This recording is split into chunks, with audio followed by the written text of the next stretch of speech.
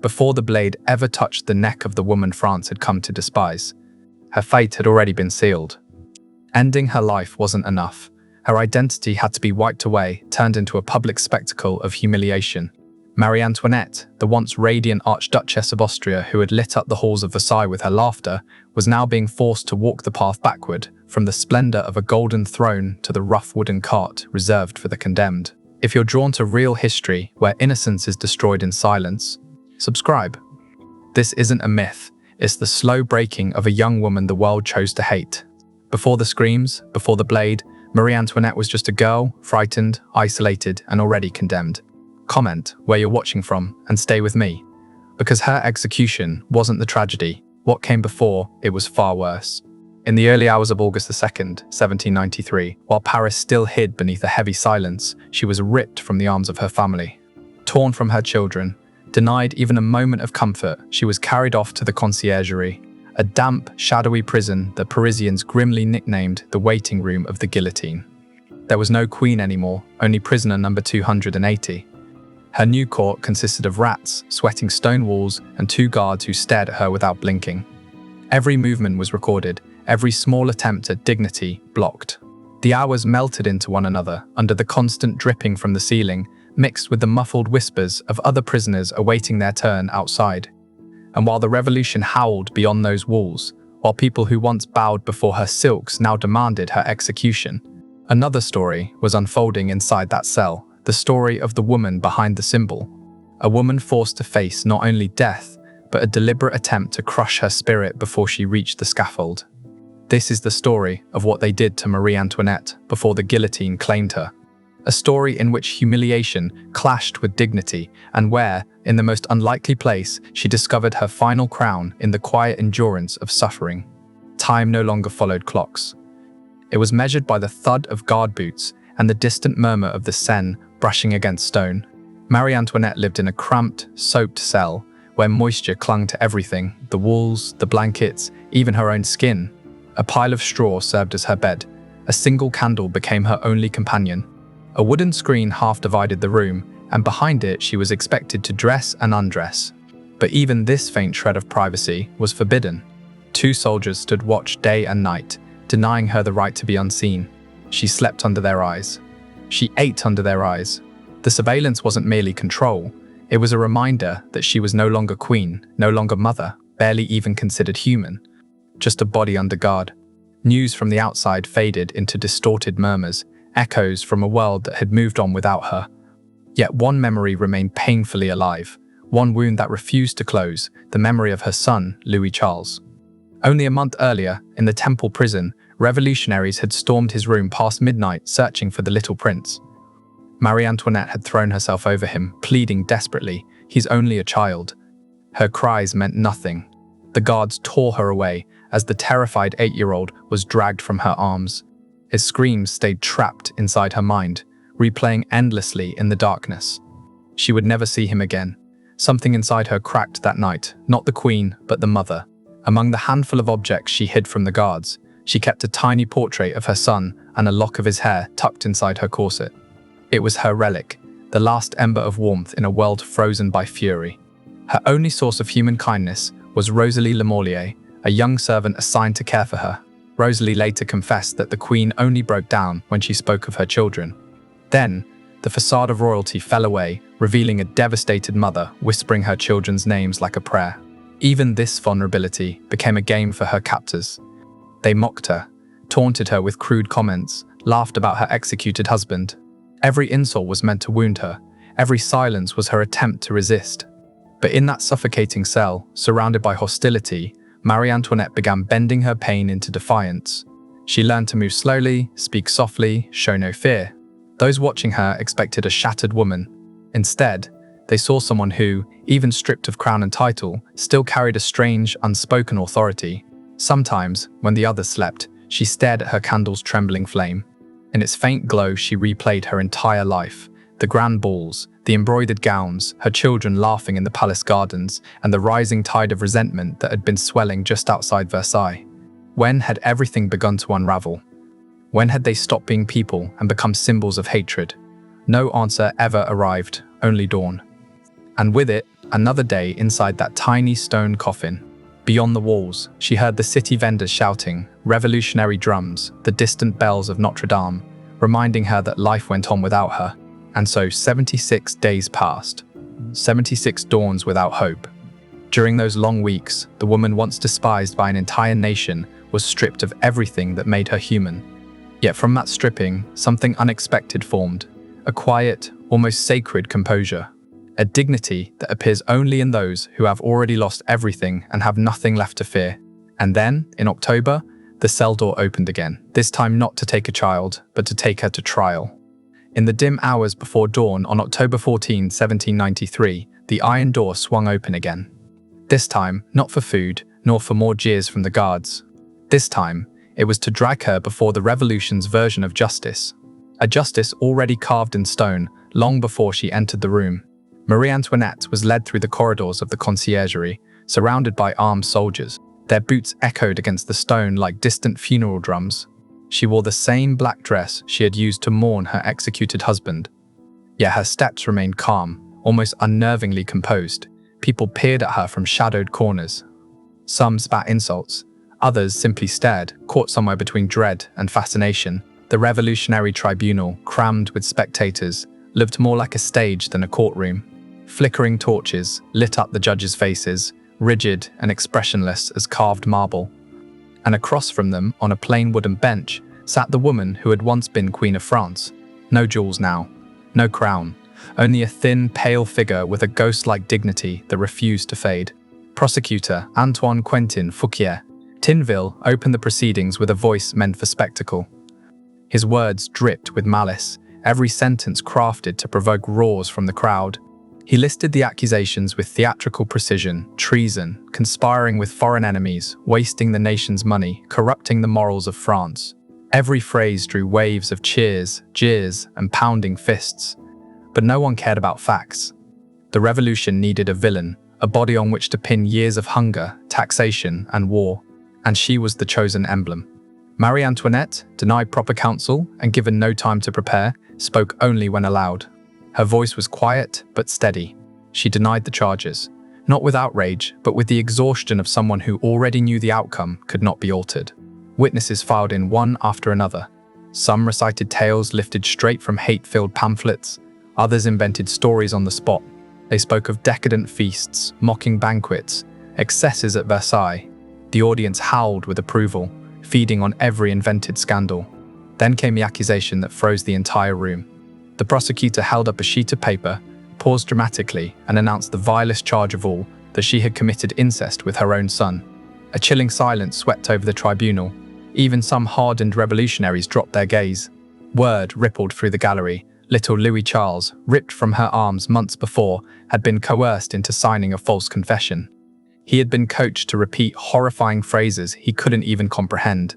Sentences designed to shatter the mother who loved him. For a moment, Marie Antoinette didn't move. She seemed carved from stone, staring into nothing. The judges waited. The spectators held their breath. Then she rose. She didn't look at the prosecutor or the jury. Instead, she turned toward the women in the back market. Women, mothers, the same ones who had marched to Versailles demanding bread. And in a voice as clear as a bell, she said only, "I appeal to all the mothers who are here." She needed no further explanation. A wave went through the crowd, murmurs, gasps, even tears. For an instant, the monstrous caricature from the pamphlets vanished, replaced by the truth. A mother torn from her child, humiliated beyond comprehension. Tinville, furious at the shift in mood, slammed his fist on the table and forced the proceedings onward. But something had cracked. A flicker of guilt, or perhaps humanity, passed across a few faces in the room. Marie Antoinette sank back into her seat, drained. That single moment had taken the last of her strength. The trial dragged on for 2 days, a carefully choreographed display of revolutionary power. Every question, every witness, every scrap of evidence was part of a performance whose ending had already been written. At dawn on October 16, the judges announced the verdict: guilty of high treason. The sentence: death by guillotine. The clerk asked if she had anything to say. She simply shook her head and whispered, "What more could I add?" The farce was complete. Yet in that moment, her quiet acceptance became its own form of resistance. No screaming, no begging, no bitterness. only a woman standing straighter than the men who condemned her, as if her silence carried more honesty than anything spoken in the courtroom. That afternoon, she was led back to her cell. Behind her remained the cheers, the accusations, the triumphant cries of the crowd. Before her, the final morning of her life. Night fell over Paris on October 15, 1793, casting a deceptive calm over cell number 280 of the Conciergerie. The silence was so heavy that even the dripping water sounded like a clock marking her last hours. Marie Antoinette returned from her trial pale and trembling, yet her gaze seemed strangely peaceful, not the peace of hope, but of someone who had fully embraced the end. Rosalie, her loyal attendant, stayed close. She offered her broth and bread. The Queen refused with a gentle smile. "I need nothing more, my child. Everything is finished for me." For a long while, she sat at the small wooden table, watching shadows dance across the damp wall. The Seine murmured outside, guards paced beyond the door. Then she picked up a quill and sheet of paper. Her hand shook, but her script remained steady. She wrote a letter to her sister-in-law, Madame Elizabeth, the only person left to whom she felt tied by genuine affection. And in that letter, she wrote nothing of vengeance, fear, or the injustice she had endured. She wrote of forgiveness. She begged her sister-in-law to care for her daughter, to pray for little Louis Charles, and never hold him responsible for the words he had been forced to repeat. He had been misled, used as a pawn by those who wished to torment her. Her tone softened. "Tell him I do not blame him. Tell him I pray for him. Tell him that even in heaven, I will still be his mother." With every sentence, it was as if her spirit slowly pulled away from her tired body. The letter became her moral testament, her final whisper to the world. But her message never reached its intended hands. Revolutionaries seized it and buried it in their archives of hatred, where it remained hidden for more than 2 decades before being uncovered. When she placed the quill down, she stared at the candle barely clinging to life. Melted wax trailed across the table like falling tears. Rosalie noticed it too and broke down. "Do not cry," the Queen told her softly. "We must die as we have lived, decently." At midnight, footsteps returned. The last order had arrived. The guards delivered it with a tone so cold and ordinary, it could have been a breakfast announcement. Marie Antoinette only nodded. No plea for mercy, no tremor of fear. Before they shut the door, she asked for one moment alone. Kneeling, she prayed, not for herself, but for her children. At that moment, she was no symbol, no monarch. She was simply a mother preparing to let go. By the time she rose, dawn was slipping through the crack in the wall. Paris was waking up, indifferent to her sorrow. In the streets, people spoke about bread, politics, and the coming execution, unaware that the woman who had once been the center of Europe's grandest court was quietly fixing her hair, wiping her cheeks, and preparing with eerie calm for death. Before drifting into a brief sleep, Rosalie heard her murmur, "May God give me the strength to die with courage." Then the candle went out. Its final glow hovered in the darkness like a fading promise. When the cell was swallowed by night, Marie Antoinette did not dream, she simply waited. At sunrise, the clanging of bolts marked the end of waiting. The day had come, the day France's most hated woman would show, one last time, the strength of her soul. On the morning of October 16, 1793, Paris awoke under a heavy, icy fog, as though even the sky hesitated to witness what the next hours would bring. In cell 280, the former queen stirred before the guards arrived. She had slept only a few minutes, resting her head on the same table where the unread letter still lay. Rosalie appeared with swollen eyes and a cup of water. "Would you like breakfast, Your Majesty?" Marie Antoinette gently shook her head. "No. Once I am gone, I need nothing more. My soul has fed enough on sorrow." At precisely 6 in the morning, the locks shifted. The door opened. The jailer announced bluntly, "It is time." 3 men entered behind him, a clerk, a National Guard officer, and the executioner, Charles-Henri Sanson, accompanied by his assistants. Everything had been arranged down to the smallest gesture, a ritual of stripping away her last fragments of dignity. A guard informed her she must change clothes. The order was simple: remove the black mourning dress she had worn since her husband's death. That dress was more than fabric. It was her memory, her symbol, the last strand connecting her to the life that had been stolen. She quietly asked for privacy. "Sir, please, allow me at least that." The guard laughed. There are no queens here. She was forced to change behind a poorly placed screen while they watched. They handed her a plain, rough, white linen gown, the color worn by penitents on the brink of death. The contrast was merciless. The woman who once wore silk and jewels now looked almost spectral in a garment not her own. When she finished, Sanson stepped forward, his voice flat and detached. "Your hair must be cut, madam." She didn't protest, she simply bowed her head. Her hands, once adorned with jewels and rings, folded quietly over her skirt. One assistant grabbed rusty scissors and brutally hacked off strands of her hair. White strands fell to the floor like fragments of her past. Once blonde, her hair had turned pale in prison, bleached by grief and time. The cutting was not just preparation, it was a ritual of erasing her womanhood, the final step before oblivion. When it was over, Sanson dropped the hair without a second glance. A guard approached holding a thick rope. "We must bind your hands." Marie Antoinette looked up, stunned. "Why? My husband, the king, was not bound." Her voice was not rebellious, only sorrowful. No answer was given. Her wrists were tied so tightly, the rope bit into her skin. She swallowed a sound of pain. Before leaving, she made a request once unimaginable for a queen. "May I relieve myself for a moment?" They nodded with disdain. Humiliation was complete. Even the smallest human act had become part of the spectacle. When she stepped back into the room, the men straightened. Sanson said solemnly, "We must go." Marie Antoinette paused before Rosalie. The young woman trembled, unable to speak. The queen looked at her with tenderness. "Do not weep for me. I have suffered too much to fear death. God bless you." Then she walked toward the corridor. The passageway of the Conciergerie echoed with whispers, footsteps, and dread. As she approached, the guards removed their hats. No one dared meet her eyes. It wasn't fear, it was an involuntary respect. Something in her presence demanded quiet. When she reached the main gate, she saw the cart waiting for her, an open, rough wooden wagon, the same kind used for criminals and thieves. There were no exceptions for her. Her husband had been taken to his death in a closed carriage. She was offered up for display. The morning air bit sharply at the skin. The bells of Notre Dame blended with the rising shouts of people already filling the streets.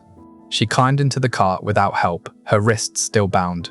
For a brief moment, she lifted her face toward the grey sky, inhaled deeply, and whispered words only Rosalie could hear. "Now my peace begins." The courthouse doors groaned open. The cart began to roll through the crowd. Jeers, insults, and laughter chased after her, but she stood motionless, upright, as though she no longer belonged to the living world. Her final journey to the Place de la Révolution had begun. The wooden cart creaked through the Paris streets, dragged by two exhausted horses. Mud stained its sides, along with traces left by previous prisoners. Inside it, Marie Antoinette stood tall, the wind tugging at her plain white gown and freshly cut hair. She looked like the last performer in a tragedy whose ending everyone already knew. The slow ride from the Conciergerie to the square lasted just over an hour. For the thousands crowding the roadsides, it became a procession. They wanted to witness her fall, wanted to see her broken. Some hurled insults. Others tossed stale bread. "There goes the widow Capet," they shouted, "the Austrian, the thief of France." Yet what disturbed most bystanders wasn't her presence, it was her silence. She did not react, she did not bow her head, she did not cry. Her expression remained composed, her posture unbent, her gaze fixed far ahead. The cold wind blew through her cropped hair, but she stood unshaken. Artists and chroniclers later wrote that her profile that day did not reflect arrogance, but a solemn, unsettling calm, a woman who had already made peace with her ending. From a balcony, a young man with sharp features observed intently. Jacques-Louis David, the painter of the Revolution, opened his sketchbook. He traced her outline, the long neck, the firm jaw, the hollow yet serene eyes. He was trying to capture not just her figure, but the precise moment when history and myth intertwined. That sketch would become one of the most iconic depictions of her downfall. The cart continued along Rue Saint-Honoré, guarded by lines of soldiers. Windows opened and slammed shut as it passed. Some watched her with open hatred, others with a restrained, guilty respect. Beneath the clatter of hooves, vendors' cries, and church bells, the city seemed to hold its breath. A gust of wind swelled dust into the air. The cart jolted violently over a stone. Marie Antoinette stumbled, nearly falling. A wave of murmurs rolled through the crowd. But without aid, she straightened herself, lifting her chin as though nothing had happened. Nearby, the market women, those same women who had once marched to Versailles demanding bread, watched her closely. Some smirked cruelly, others stared silently. "She doesn't look afraid," one whispered. "Perhaps she has nothing left to lose," another murmured back. The journey felt endless. The city's noise crashed around her like a storm, yet inside she was still. While the crowd saw a humiliated queen, she felt something different, something unexpected. For the first time in years, she felt free. Free from the court, from politics, from venomous rumors, from expectations, even from fear itself. Then the cart turned a final corner, and the scene opened before her. The Place de la Révolution. In the center, towering against the pale sky, stood the guillotine. Its dark wooden frame and gleaming metal blade cut a harsh silhouette in the midday light. A massive crowd pressed around the platform, buzzing with anticipation. Their murmur swelled into a roar. Marie Antoinette lifted her chin. For a moment, everything else disappeared. The wind brushed her face, and in that chaos, an unexpected tranquility washed over her. She understood that everything she had ever been, queen, wife, mother, would end on that wooden platform. But she also knew that her story no longer belonged to the men who dragged her there. The cart stopped. Executioner Charles-Henri Sanson stepped down first, followed by his assistants. One offered his hand to help her descend. She met his eyes and replied softly, "No, thank you. I can manage on my own." With her wrists bound and her feet steady, she climbed down from the cart amid the thunder of the crowd. Every step toward the wooden staircase echoed like the closing notes of a tragic symphony. The square thundered with shouts, fists in the air, mocking laughter, and the cold fascination that comes when an era dies before thousands of witnesses. The guillotine loomed above, silent and ready, its blade glinting under the sun. Marie Antoinette stared at it. There was no terror in her eyes, only a remarkable, almost otherworldly calm. She ascended the steps slowly. Her tied hands made her movements shaky, but she refused assistance. Executioner Sanson stepped forward to guide her. And in that instant, fate played its last cruel trick. As she turned, her foot brushed against his. For a heartbeat, everything froze. The executioner stared at her, startled, just before she spoke her final words. Clear, soft, almost gentle. "Forgive me, sir. I did not do it on purpose." No scream, no curses, no desperate pleading. Just an apology. So simple, so human, that it stunned even those who had come to celebrate her death. That small, humble gesture became her last triumph. In that single breath, the woman stripped of her crown, her children, her identity, even her name, reclaimed the one thing her enemies could never confiscate, her dignity. The assistants laid her on the wooden plank. The air around the scaffold tightened with anticipation. From somewhere in the crowd, a voice erupted. "Long live the Republic." Thousands roared back in unison. Sanson gave the signal. The mechanism snapped, a harsh, metallic sound. A heartbeat later, the blade fell with ruthless precision. Her body went still. The executioner lifted her head by its pale hair, raising it before the masses. A violent cheer rolled across the square. Long live the nation. Long live liberty. For them, it was the victory of the revolution. For her, it was release. Some witnesses later whispered that they had seen something unusual, an expression of peace lingering on her face, a calm that seemed untouched by violence. Others claimed the sky darkened moments after the blade dropped, as though the entire city held its breath. Her body was placed into a covered cart alongside the remains of those executed before her.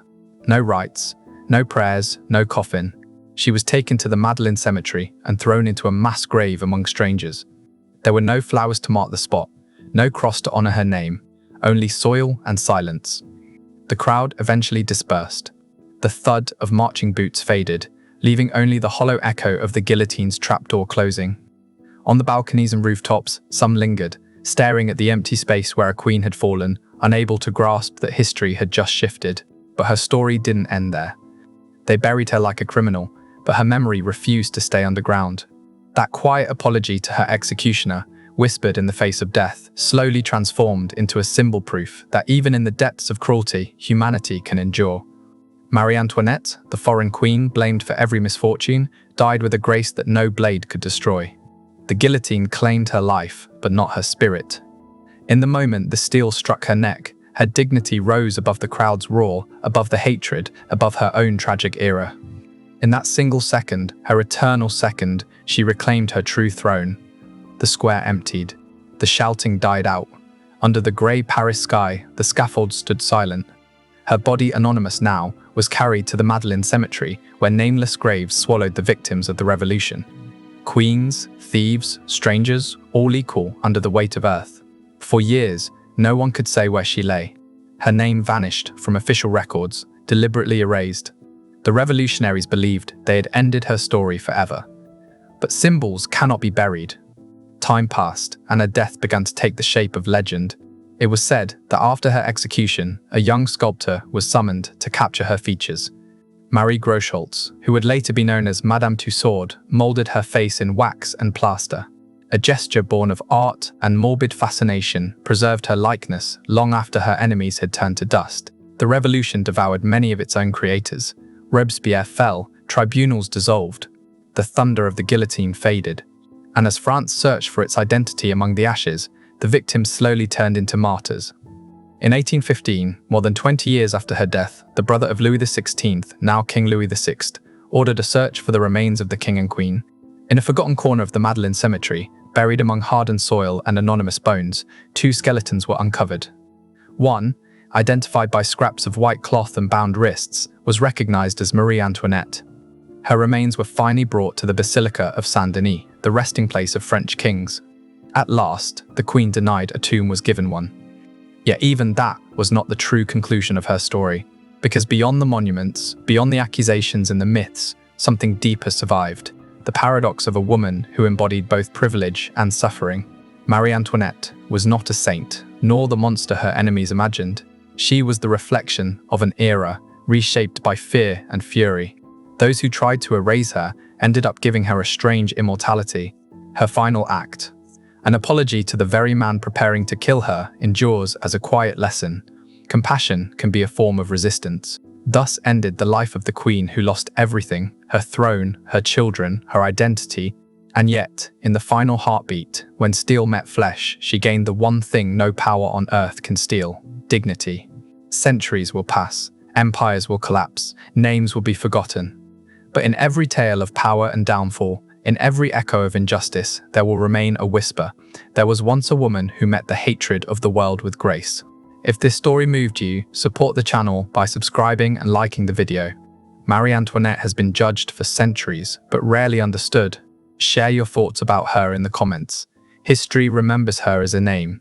What do you remember her as?